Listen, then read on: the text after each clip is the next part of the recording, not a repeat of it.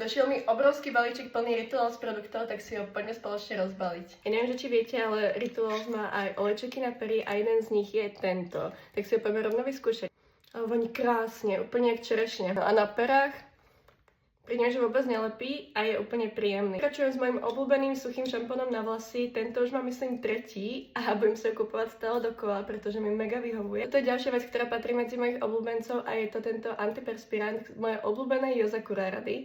Takže ak hľadáte dobrý antiperspirant, tento môžem iba doporučiť, fakt voní krásne. Na vyskúšanie som si skúsila objednať aj takéto obrúsky do auta. Zmenom som skúsila objednať aj hydratačný krém na noc. Balenie mi proste príde úplne dokonale a som na neho strašne zvedavá, že aký bude, pretože celkovo krémy od Ritual sú za mňa úplne topka, takže mám od toho veľmi vysoké očakávania. Ďalej tu mám z mojej druhej obľúbenej rady Intuitia exfoliačné mydlo na ruky. Tak na to som tiež veľmi zvedavá, pretože túto radu mám tiež veľmi rada a ak ste ju neskúšali, tak ju skúste, pretože je to limitka. No a potom už tu mám iba takúto krabicu. V tej krabici je ďalšia krabica a je to takýto home gift set. Hlavne ten boxík som o sebe vyzerá tak krásne, že by som ho ani nechcela rozbaliť. A strašne sa už teším na to, jak to bude voňať, pretože pozerám, že to je nejaký festive winter garden.